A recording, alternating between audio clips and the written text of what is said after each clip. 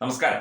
Dubbing artist Bhagyalakshmi ഇന്നലെ രാജിവെച്ച വിവരം വലിയ മാധ്യമ ശ്രദ്ധ നേടി. വലിയ വാർത്തകളായിട്ടൊക്കെ തന്നെ അതൊക്കെ എല്ലാവരും സംപ്രേഷണം ചെയ്തു. അതിജീവിതയ്ക്കൊപ്പം എന്നൊക്കെ പറഞ്ഞുകൊണ്ടാണ് അവർ രാജിവെച്ചത്. അതിജീവിതയ്ക്ക് നീതി ലഭിച്ചില്ല. ദിലീപിനെ ശിക്ഷിച്ചെങ്കിൽ മാത്രമേ, അല്ലെങ്കിൽ കുറ്റത്തിൽ ഉൾപ്പെട്ടു എന്ന് നിയമപരമായി തെളിയിക്കാൻ സാധിക്കാത്ത വ്യക്തിയെ ശിക്ഷിച്ചെങ്കിൽ മാത്രമേ, അല്ലെങ്കിൽ അയാളെ പിടിച്ച് അകത്തിട്ടെങ്കിൽ മാത്രമേ അതിജീവിതയായ നടിക്ക് നീതി ലഭിക്കൂ എന്ന് പറയുന്ന ആ ഒരു ലോജിക്ക് പൊതുവെ മനസ്സിലാകുന്നില്ല. അത് ഒരുപാട് പേരങ്ങനെ പറയുന്നുണ്ട്.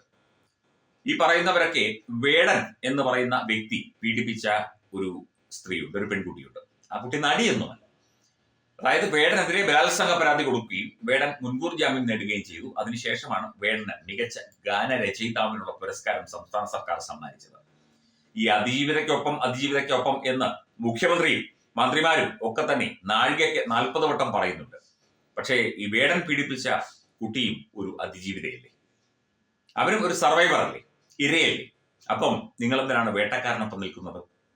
വേടന് മാത്രം ആരെയും പീഡിപ്പിക്കാം, വേടന് എന്ത് തോന്നിയാസവും കാണിക്കാം, കഞ്ചാവ് വലിക്കാം, അല്ലെങ്കിൽ കഞ്ചാവ് വിൽപ്പന നടത്താം, MDMA ഉപയോഗിക്കാം, എന്ത് തോന്നിയാസവും കാണിക്കാം. പക്ഷേ വേടൻ ഇടതുപക്ഷക്കാരൻ അല്ലെങ്കിൽ ഇടതുപക്ഷത്തിന്റെ ഒരു മുഖം ഉള്ളത് കൊണ്ട് എന്ത് ചെറ്റത്തരവും കാണിക്കാം എന്നുള്ള ഒരു ലേബൽ വേടന് കിട്ടി. ഒപ്പം അവാർഡ്, സംസ്ഥാന സർക്കാരിന്റെ അവാർഡ് ജേതാവും കൂടിയാണ്.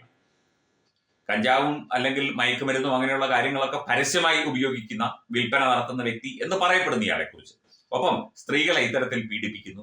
ഈ ഒരാളെ പരാതി കൊടുത്തുള്ളൂ, ഇയാൾ നിരവധി സ്ത്രീകളെ ഒക്കെ തന്നെ പലപ്പോഴായി പീഡിപ്പിച്ചിട്ടുണ്ട് എന്നുള്ള ചില റിപ്പോർട്ടുകളുമുണ്ട്. അപ്പം വേടൻ പീഡിപ്പിച്ചാൽ ആ അതിജീവിതയ്ക്ക് നീതിയില്ലേ?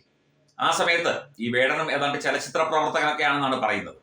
ആ സമയത്ത് ഭാഗ്യലക്ഷ്മിയും കൂട്ടരെയും ഒന്നും കണ്ടില്ലല്ലോ, കണ്ടതേ ഇല്ലല്ലോ. അവരാരും ഇതിനെക്കുറിച്ച് പ്രതികരിച്ചതായിട്ടും അറിവില്ല. പ്രതികരിച്ചെങ്കിൽ തന്നെ അത് വേടന് അനുകൂലമായിട്ടായിരിക്കും പ്രതികരിച്ചത്.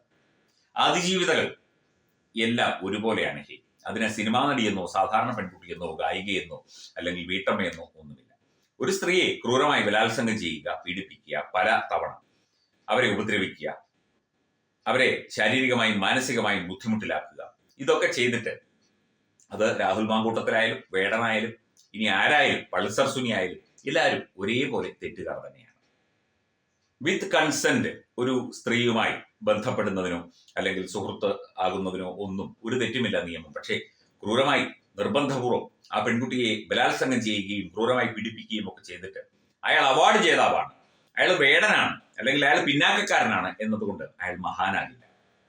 അല്ലെങ്കിൽ ദിലീപ് പിന്നാക്കക്കാരനല്ല, ഈ പീഡിപ്പിക്കപ്പെട്ടത് ഒരു നടിയാണ്, അതുകൊണ്ട് ആ കേസ് വേറെയാകില്ല. പ്രതികരിക്കുമ്പോൾ എല്ലായിടത്തും ഒരേപോലെ നിൽക്കണം. 2, 3, 4 വള്ളങ്ങളിൽ കാലി ചവിട്ടി നിൽക്കുന്നവരോട് പറയാനുള്ളത്, അങ്ങനെ നിന്നാൽ കീറിപ്പോവുകയുള്ളൂ.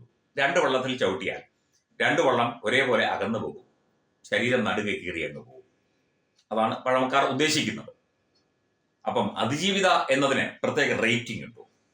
അതായത് ഞങ്ങൾ പ്രതികരിക്കുന്നത് ഈ രീതിയിലാണ്, അത് ഈ രീതിയിലുള്ള അതിജീവിതയ്ക്ക് മാത്രം, മറ്റേ വേടൻ പീഡിപ്പിച്ച അതിജീവിതയെ ഞങ്ങൾ കണക്കാക്കുന്നില്ല.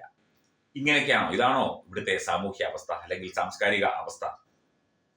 അത് ചെയ്യുന്നത് ശരിയാണോ എന്ന് ഈ വിളിച്ചു പറയുന്നവർ പരിശോധിക്കണം. രാജിവെക്കുകയോ വെക്കാതിരിക്കുകയോ ഒക്കെ ചെയ്യുന്ന അവരുടെ കാര്യം, അത് അവരുടെ വ്യക്തിപരമായ കാര്യം. ദിലീപിനെ ഫെഫ്കയിലേക്ക് തിരിച്ചെടുക്കാൻ പോകുന്നു എന്നുള്ള ഒരു ധാരണയിലാണ് അവർ രാജിവെച്ചത്. എടുത്തു എന്ന് തോന്നുന്നില്ല. അദ്ദേഹത്തെ കോടതി കുറ്റവിമുക്തനാക്കി തീർച്ചയായിട്ടും എടുക്കാനുള്ള സ്വാതന്ത്ര്യം ആ സംഘടനയ്ക്കുണ്ട്. ഇങ്ങനെ 2 വള്ളത്തിൽ ചവിട്ടി നിന്ന് ഒരുതരം ബോറൻ കളി കളിക്കരുത്. അതിജീവിതകൾക്കൊപ്പം ആണെങ്കിൽ എല്ലാ അതിജീവിതകൾക്കും ഒപ്പം നിൽക്കണം. ഈ WCCയും അതുപോലുള്ള ഈ സ്ത്രീകളുടെ സംഘടനകളും ഒന്നും ഈ വേടൻ വിഷയത്തിൽ പ്രതികരിച്ചോ അല്ലെങ്കിൽ വേടന് പ്രതികൂലമായൊരു നിലപാട് സ്വീകരിച്ചോ അതിജീവിതയ്ക്കൊപ്പമാണ് എന്ന് പറഞ്ഞ് പോസ്റ്റ് ഇടുകയോ ഒന്നും ചെയ്തില്ല. ഈ ഒരു വിഷയം വന്നപ്പോൾ മാത്രം അതിജീവിതയ്ക്കൊപ്പം എന്ന് പറഞ്ഞുകൊണ്ട് മുഷ്ടി ചുരുട്ടി നടക്കുന്നത് അതൊരു തരം നാണം കെട്ട ഏർപ്പാടല്ലേ?